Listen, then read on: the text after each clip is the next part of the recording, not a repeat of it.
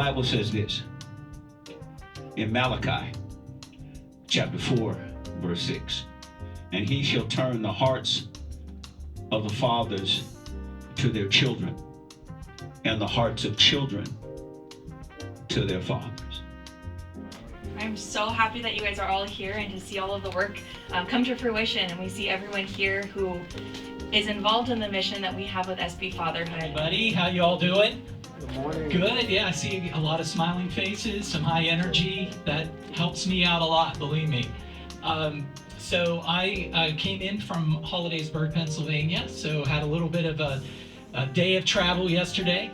I'm Eric Visseri. I'm Chief Partner Success Officer for National Fatherhood Initiative, and I have been fortunate to be with NFI for about 25 years. I oversee all of our large-scale network partners around the country. I also do trainings on our evidence-based programs and provide technical assistance to our partners around the country on helping them to be more father inclusive. So this Fatherhood Summit is so important to understand how we can bring all 11 sectors of this community together and help them to create a shared vision for father inclusivity. And what will that look like? How will each of these individual sectors fit into a larger vision for how fathers can be supported and provided with the types of support and services that they need to be the best dads that they can be. I'm hoping that everybody who attended today will see how they fit into the bigger picture, the bigger vision for what father inclusivity can look like here in San Bernardino, and to understand that there is something that they can do within their sphere of influence to elevate everybody within the community around this issue, which is so important. Responsible fatherhood, and understanding that there is a father factor in all of the social ills that we're trying to combat within our communities. You know, one of the quotes that have stuck with me over the years is by the great anthropologist Margaret Mead, and she is quoted as saying that the primary task of every civilization is to teach their young men to be fathers. And I think that that is profound. It's very simple, but it's profound. And it highlights why we all need to collectively come together at events like this, not only to talk about it and to inspire one another, but to provide that next step in terms of translating what we're doing here today into action, which is ultimately at the bottom line of why we're here. It's about mobilizing the community around responsible fatherhood. Yeah, like on the flyers and stuff, like when, you know, the comments together and stuff. Do you have it? Global Communities Healthy Start. I just want to say we collaborated with Mr. Berryman and Ms. Rose and the San Bernardino Fatherhood team on multiple levels. But I will say with our Healthy Start program, we also enroll dads, but we don't have a fatherhood coordinator or any men on our team. So we refer all of our dads to San Bernardino Fatherhood. And I really believe that representation matters. And it's truly been a blessing collaborating with you all. So thank you for all that you do, Mr. Berryman. It's a big emphasis on family reunification, and this provides us a good vehicle for it. So we often mention daddy-daughter dance as an amazing opportunity for our consumers to get with their daughters and the wives, girlfriends, or whatever, the parents of the kids. We view it as a family reunification event and take a lot of people to that.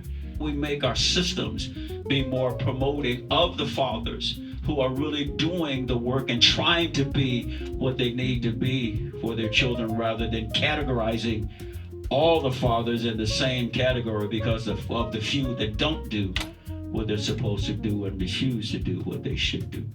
Storming session. And so what this is going to look like is we're going to go round robin style, and we'll each have about 30 seconds to 1 minute to suggest an idea of something that could help.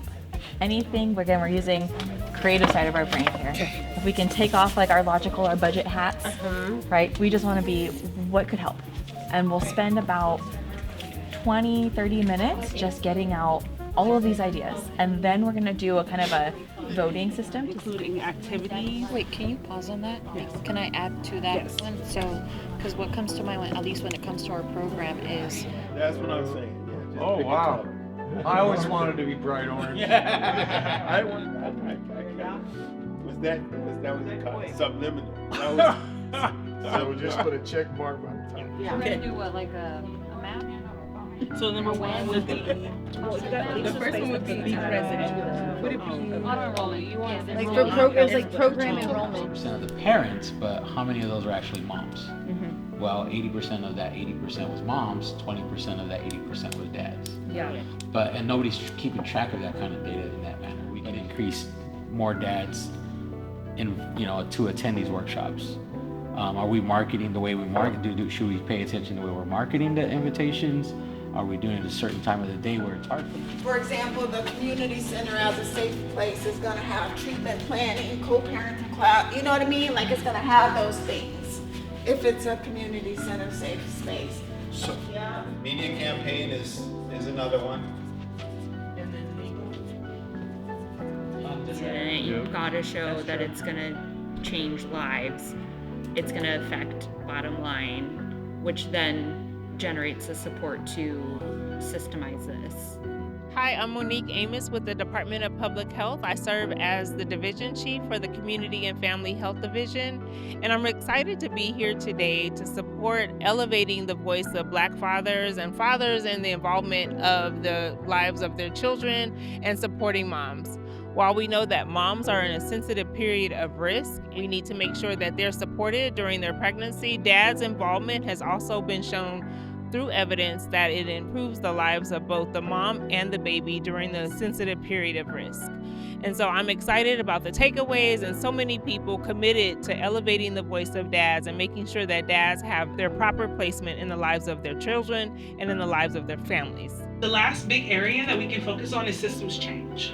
And so through some of these same deliberate actions, we're going to be uplifting dad as being a key person in the child's life, right? And a key component to success. We're going to reinforce that message that if dad is okay, family is okay. We were really speaking about when children are being lost in the system and we're not able to get in contact with the dad, so they go straight into being adopted. We're trying to prevent that. A lot of dads aren't able to get in communication, and they're like, they were trying to contact me, I didn't hear from them, we weren't able to get in contact. So if we're able to go across cross sectors, like, hey, This was our favorite idea. Let's rent a grandpa. That's awesome. Yeah. So we feel that if we have this surplus of men in the church, let's allow those men to help us make more men.